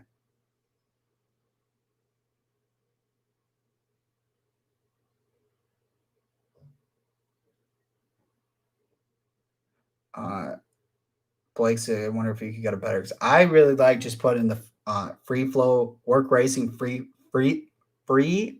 flow exhaust was perfectly fine to me.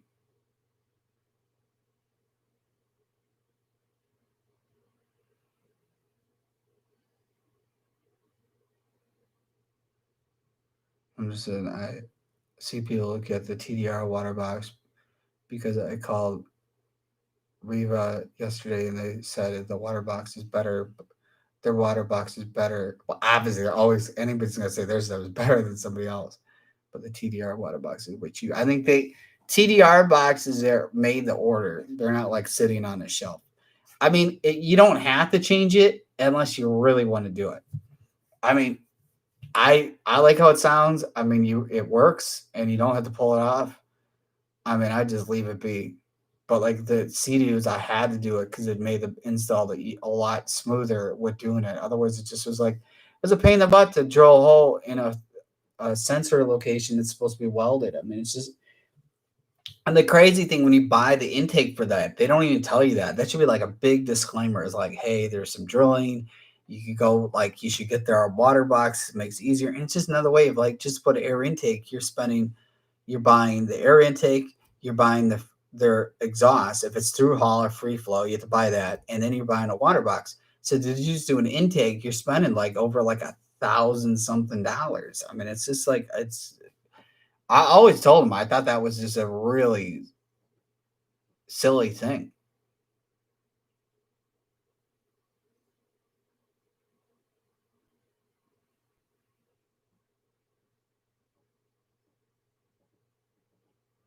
Cole says the TDR one baffles, they're too short and they bog a little on the hole and then eat up O2 sensors, spend extra money and get the Riva. Or just don't even put any, just leave the stock water box in.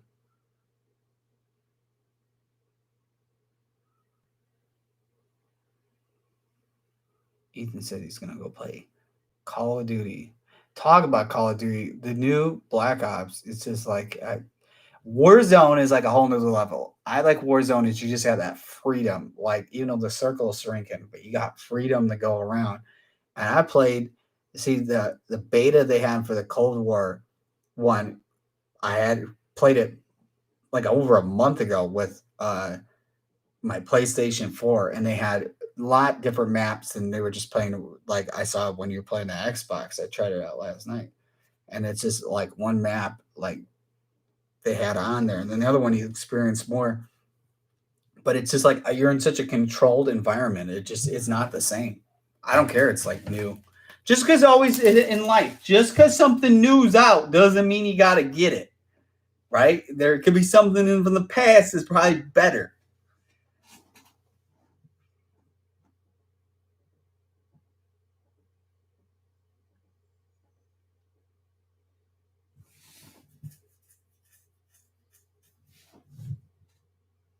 All right, so let's answer a couple of jet ski questions. We're almost an hour and a half. I'm gonna get out because I'm gonna cook, and it's 9:30.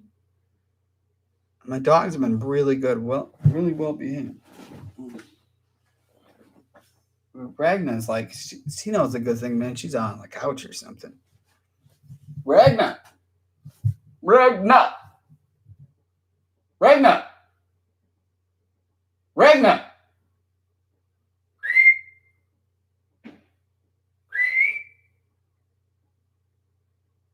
She must be passed out.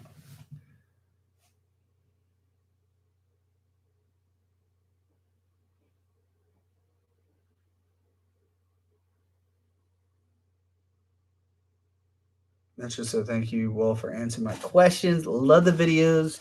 Do keep them going. Yeah. So somebody asked earlier, and I didn't answer that. I forgot. Somebody said I'm pretty much going to announce this month's giveaway. Probably like let's see, next week. Next week is when I'm going to announce it because it gives me. It won't be Wednesday because I'm only doing live streams twice a week. So yeah, well, next week the month's over, so it has to be next week. So it's probably Monday. Monday's one. Next week I'll announce who wins the October giveaway.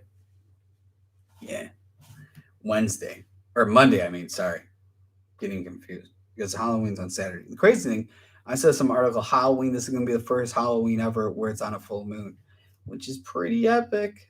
And then I think, well, today it was like a huge Alaska had a huge earthquake, and then there was a tsunami warning of a tsunami possibly hitting Alaska today. I don't know. I followed too much news to keep myself too busy of wanting to know like real news of what's going on. Like I find stuff like that interesting.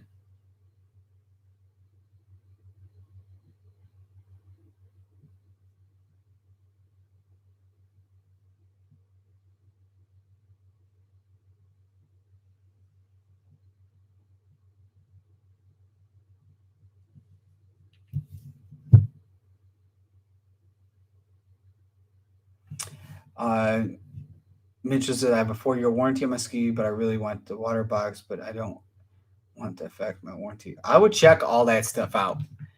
If you have a long warranty like that, go not just the dealer you go to, contact the dealer you go to, contact another 2 other dealers just in case you don't find you like that dealer anymore and want to go. And I'd still contact Yamaha with a warranty thing and verify all that before you start doing anything, man, because you don't want to jeopardize. If you paid extra for extended warranty, you don't want to find out you do some stuff and then jeopardize the warranty.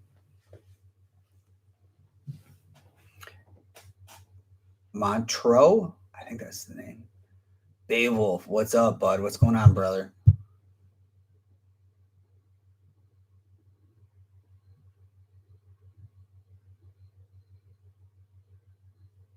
Cole says I would do is have a problem. I would just put it to stock at one back.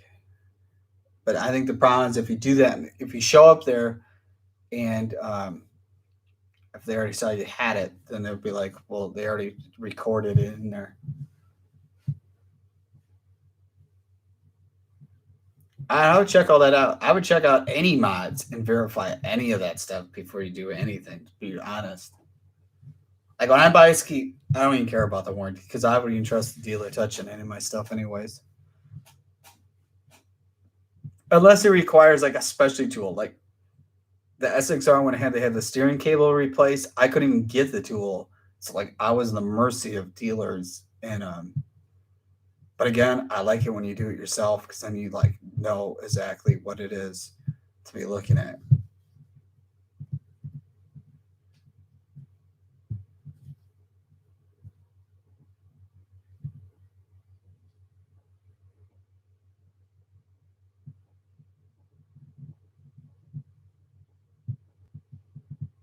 That's just that I do everything myself on my ski.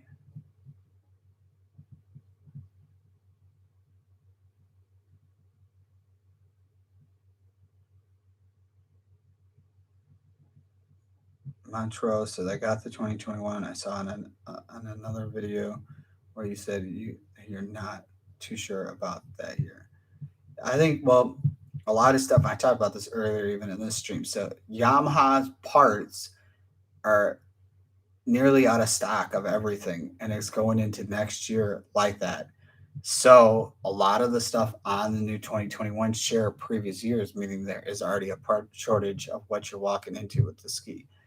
Not including stuff being rushed, but you never know. We have seen that they had last year sold a lot, so they're going to try to bust out as many skis as they possibly can to make as much money possible. Because if everybody's sold out, every dealer is like, we need a limited supply. And anything when stuff's getting rushed, there has to be issues.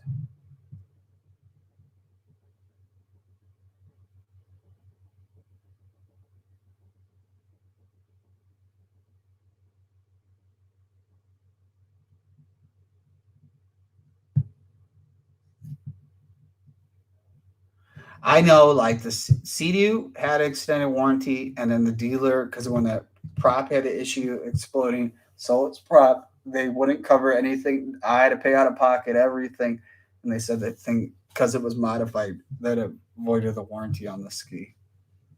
This is something to think about, and there was other stuff that needed to be replaced, and they wouldn't cover it.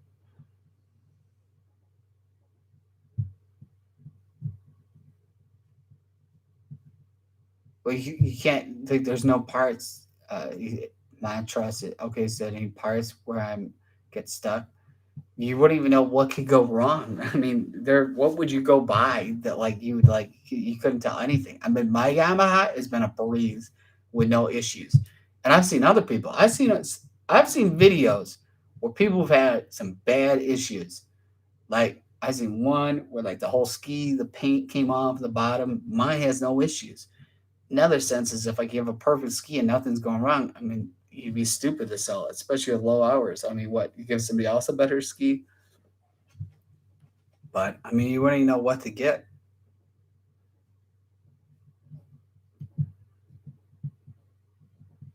Like I said, bull ski is crazy. It's awesome, and it's gonna get even cooler.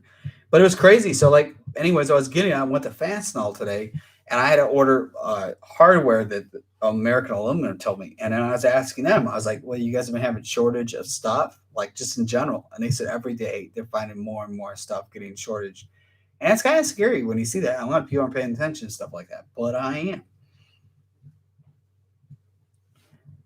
It's kind of scary. It's just going to get worse and worse and worse of shortages of stuff. And it's just non-related. You got Yamaha shortage of stuff. FCA has shortage of stuff with cars. You got like Fastenal having shortages. And because Fastenal has stuff made all throughout the whole world. So I think there was some video I saw that like Canada is reshutting the borders. The person who was in charge of Canada is planning to have the borders closed for like the next couple of years to the US. I don't know. I'm not making the rules.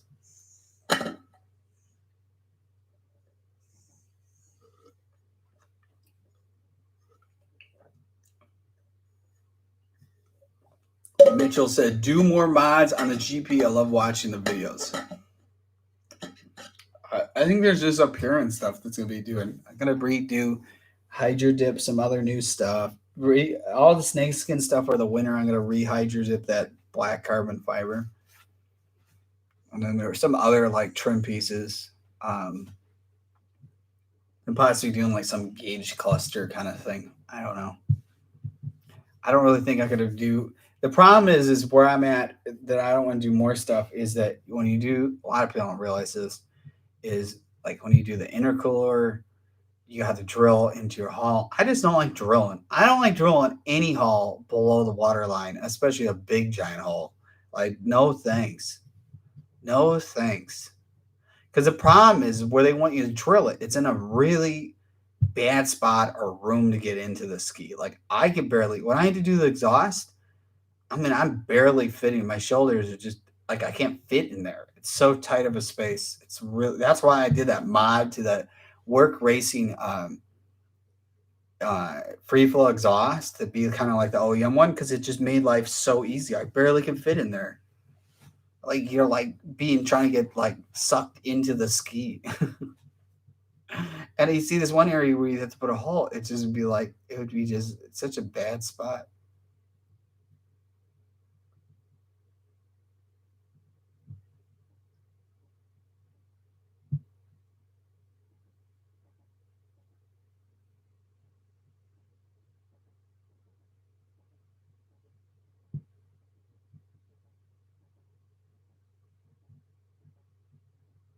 I think everything Yamaha makes is cool. I like the GP a lot, so. And everybody has to buy what you can afford. Not everybody can afford the GP, you know. BZR is cool. I think you should do some more reliability and turn up the tune. There's definitely, I can reflash and put a bunch of different stuff in there. So I don't know.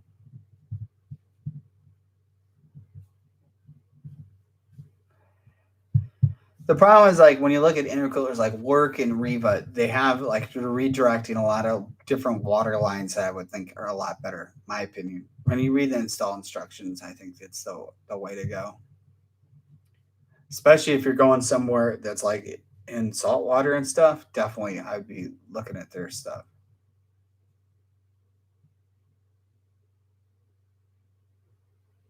Billy asked, do you notice a huge difference with the air intake and RXP? Just sound. I mean, that's about it. I mean, to be honest, I would leave the stock box on there because it's like, especially with how much water gets in there. I mean, it's enough to protect it.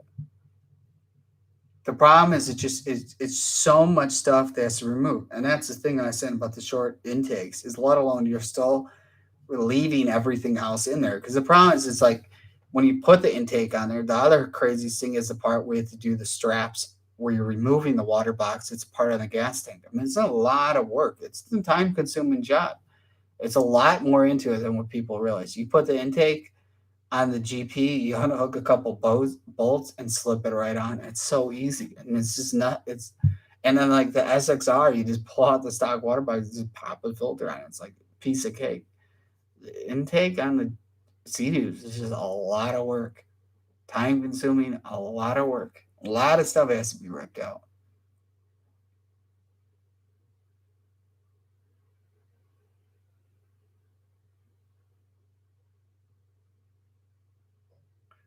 And she'll say, I think you should definitely do the water box. I think the problem is if it gets too loud, you might get, the sound might not be that great.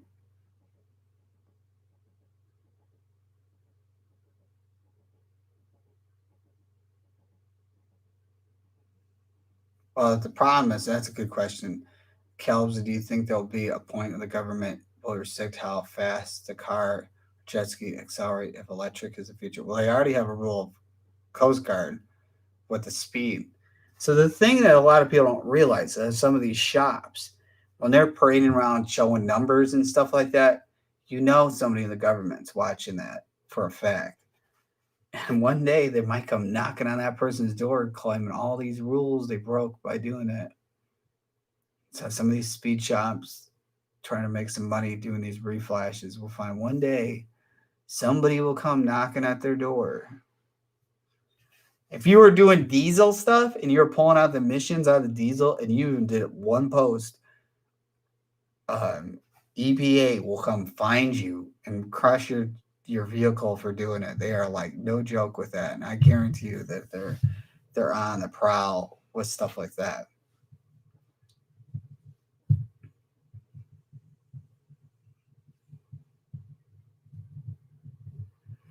But their emissions with the jet skis are a lot different. But the crazy thing is just electric. I mean, who knows? I mean, there's this video I posted on my Instagram stories, right? And if you don't follow me, I mean, you're missing out. But so there's this video I found. I'll play this real quick. It's probably not going to focus because of it being the camera I use in my laptops can focus and stuff like that. Let me find it. So this is so look. Let me replay this. This is pretty epic. So look at this.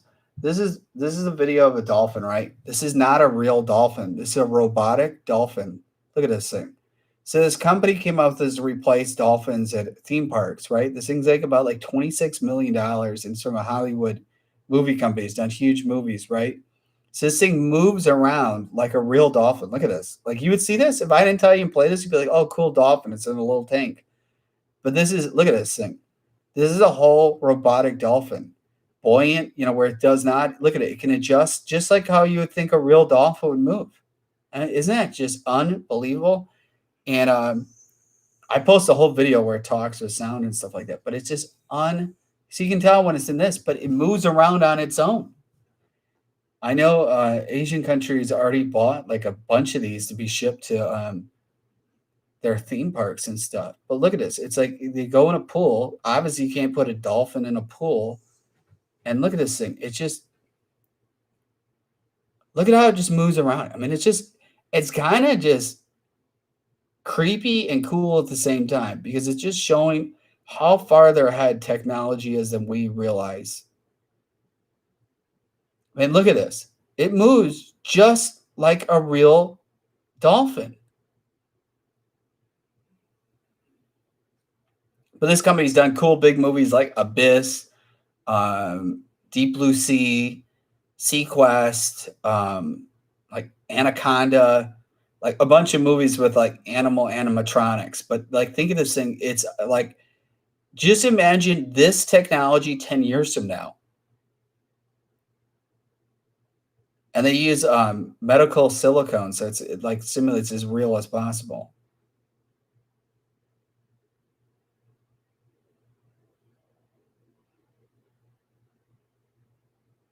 It's just like it's just unbelievable. I had to share that. I did post that on my Instagram story, so I find cool stuff and I share it. And then the other crazy thing, so like in Spain, there's orcas. I've talked about this in the last live stream, but I'll talk about it again. So orcas only attack people in captivity, right? So there's a pod of dolphins in Spain in some area that the marine biologist did something upset this pod of orcas, and the orcas are attacking all the boats and disabling the rudders of the boats. And it's amazing how smart an animal is like that. Something had to aggravate them where they don't like people right now in this area, and they're like knowing how to disable a boat. So it's pretty crazy, but it's like that. It's like when I saw that video, that's the kind of stuff I watch on YouTube. I don't watch like, I'll let news, like real stuff, like, holy cow, this exists. And I saw this a couple of days ago. I'm just like, I watched it a couple of times. I'm like, this is unbelievable. The future is here in 2020. And it's like, it's kind of crazy.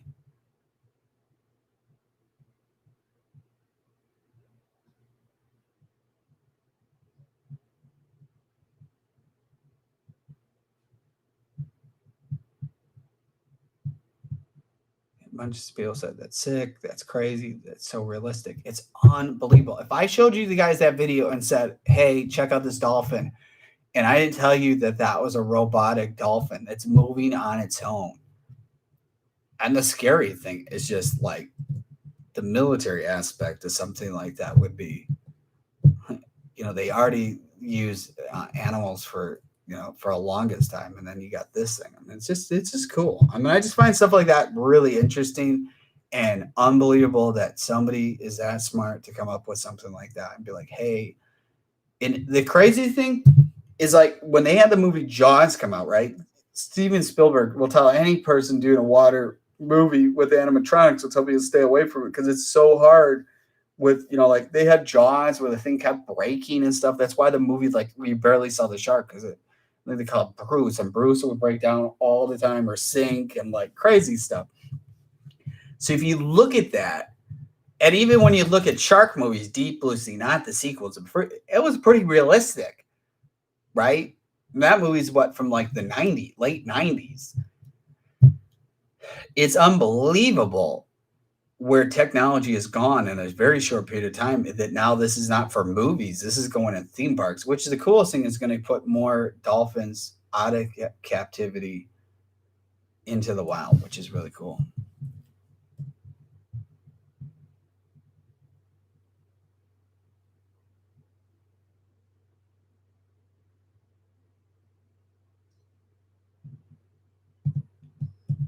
Billy asks, I'm getting the prop repitched, intake manifold, flame removed, ECU at 84 RPMs, and air intake. Do you think that will be not? You'll notice some difference.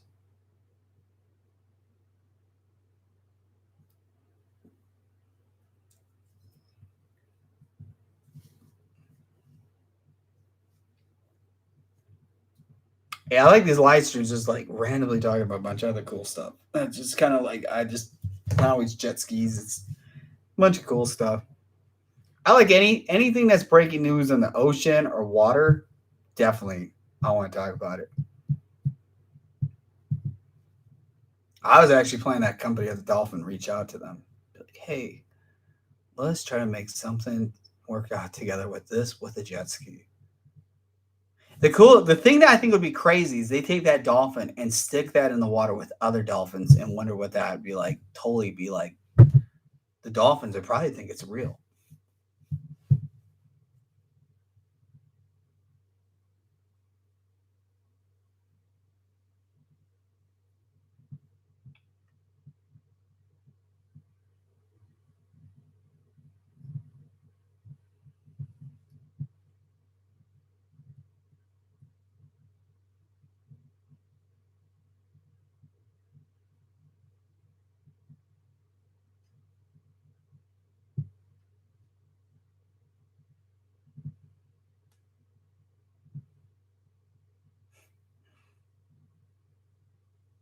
Damn, he goes, why you sell your 300s? But one 300 was sold like almost 2 years ago.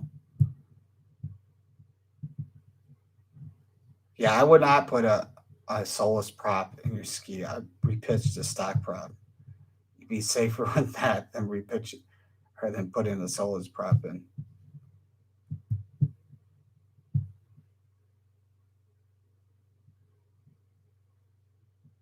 Yeah, doing the valve retainers is not cheap, man.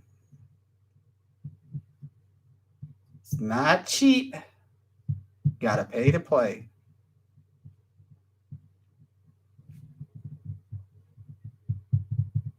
Okay, we talking about too much food. I'm definitely hungry right now. Like really hungry. Like I'm thinking of like, what can I eat as soon as I end this live stream?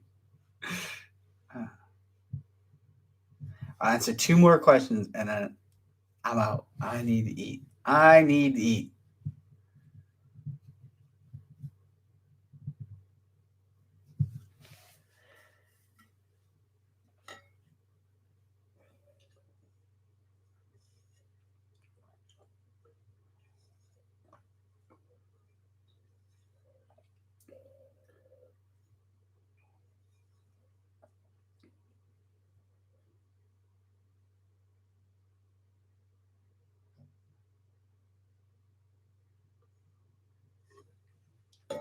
Montrose said he saw a movie where the dolphin had a bad tail and the other dolphins treated it pick up on it. It's not being real. I think that they would attack it when they would see it. I think it would not be a smart thing to do. I don't think dolphins want to see something like that. I think they'd be confused, and I think they probably would attack it. They'd be like, the craziest thing though is think of what a shark would do if it saw that in the water, because they're already scared. Sharks are scared of dolphins. I don't know. It'd be just kind of interesting.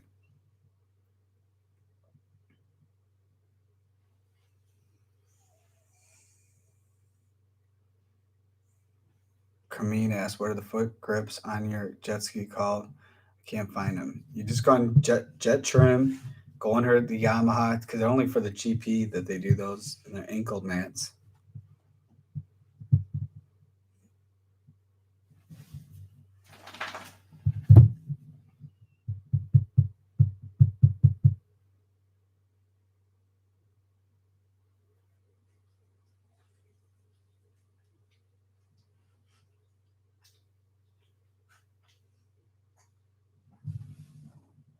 Good, Cash. Cash is awake. Cash. Say hi, bud, everybody, Cash. Cash. Cash. Come back. I want to see you. Cash is like, no, I'm leaving. Come on, Cash. Come on, Cash. Cash, come on. Come on, Cash.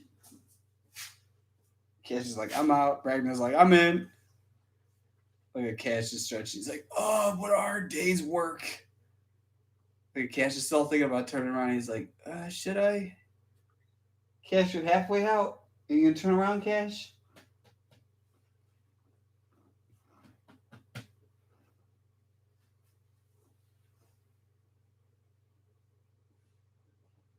She's gotten so big. It's crazy how tiny she was when I first got her. Cash is staying. Look at Cash stayed. You see that? He was thinking hard. He's like, should I stay? Should I go? And Cash is like, all right, I'll stay.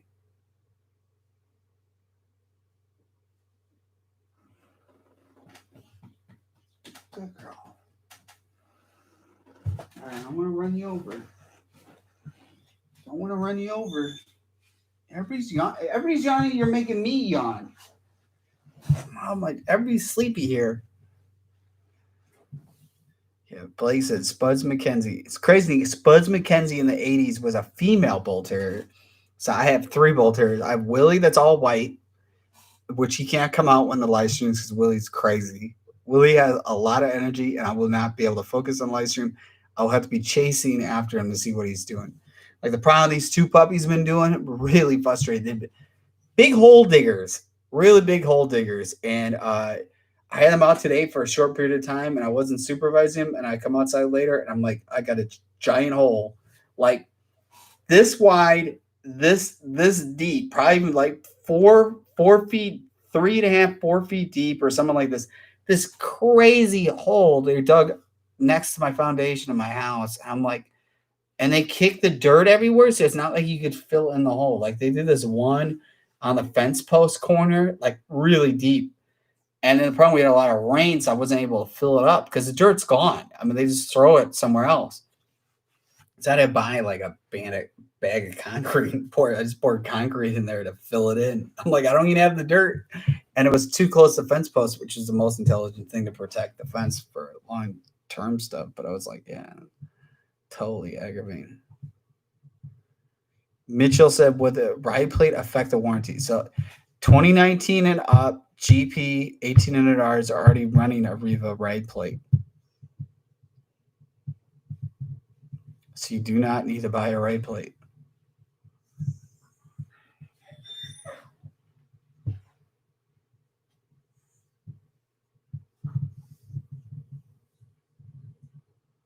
Mitchell said, once the next live stream, it'll be on Wednesday.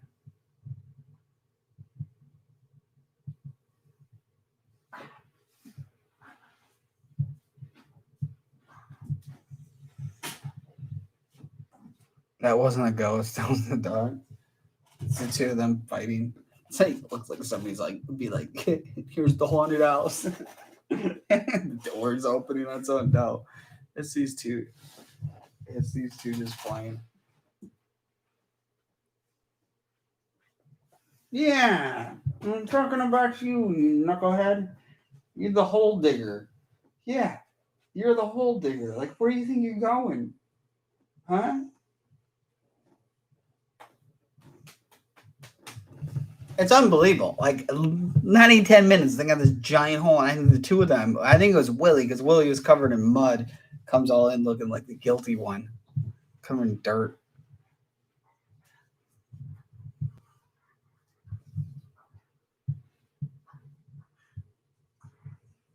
It just says, I have a VX Cruiser Wolf. I don't have a GP, so that's way I want the right.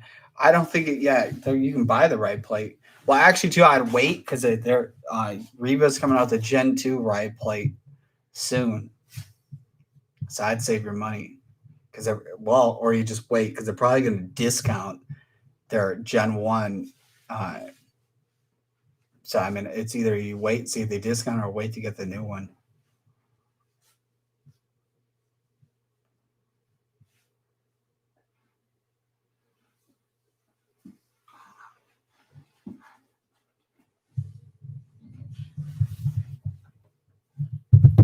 All right, so I think we answered a lot of stuff. So the next live stream is Wednesdays. I'm just doing now 2 days a week. Monday and Wednesday is how it is. It's gonna be around like 8 o'clock East Coast time, 8:30 East Coast time. So I think I'm gonna do. So it all kind of like I can't say a set time because I mean I got 4 knuckleheads that I have to be worried about that they have to for 2 hours. They got to be patiently waiting to when I'm done that they can do stuff. So.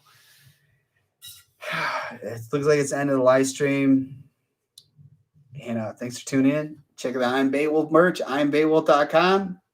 The Amazon store, Amazon.com/shop/I'mBeowulf. Be driven to win. Remember, every day is Earth Day. Be safe out there. I'll see you guys in the next one. Peace out, Beowulf Nation. Got anything to say, Cash? Cash Jenner, he's like, I got nothing to say, man. Don't put me on the spot. Cash, I'm putting you on the spot. You gotta say something. You gonna bark, Cash? Cash, you gonna say anything? Look at it. He turns his head. He's like, I'm not saying nothing to nobody. Ragnar's already out. She's like, all right, free time.